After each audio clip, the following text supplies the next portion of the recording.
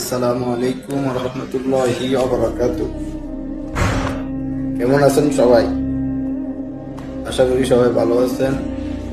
তবে ভাই, আমার আত্মীয় স্বজন, আমার এলাকার মানুষ, আপনারা জেনে রাখেন আমি ভালো নাই।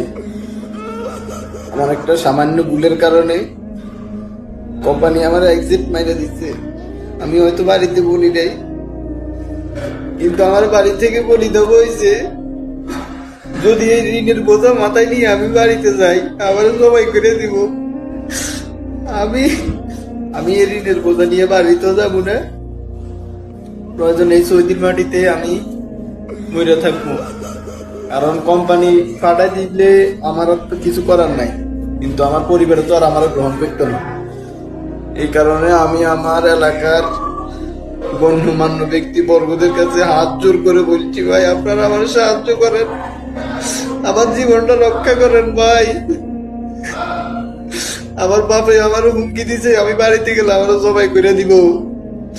আমার মা অজ্ঞান হইয়া যায় কতক্ষণ পরে পরে। আমি আমি আমার ভুলের কারণে আজ আমার এই অবস্থা হয়েছে। এরা আমারে গ্রহণ করতো না। সবাই কাছে আমি বিনীত অনুরোধ, আমি এখন আমার পরিবারে বলি নাই যে আমার কোম্পানি এক্সিট মেরে দিছে। আমি এখনো তাদেরকে আশা ভরসা দিয়ে দেখছি যে আমি এখনো আছি, মোটামুটি এরা খোঁজ খবর নিতে আছে। কিন্তু যখনই বলবো যে আমার কোম্পানি এক্সিট মেরে দিচ্ছে, আমার পাঠাই দিব, এরা আমার জানে মেরে নেবে, আমার দেশে থাকে তো না।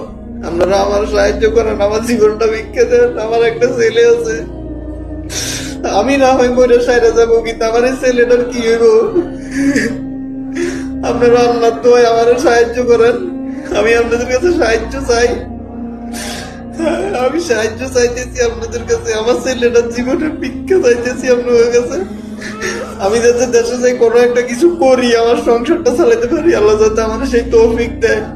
তবে ঋণের বোঝা যেটা আছে, যাতে ওই ঋণের বোঝাটা অতি সহজে যাতে ঋণটা শোধ করি, আমি আমার পরিবারের কাছে আবার ফিরে যেতে পারি। আপনারা আমার জন্য দোয়া করিয়েন, যথেষ্ট আমার পরিবারে আপনারা সবাই সাহায্য করেন।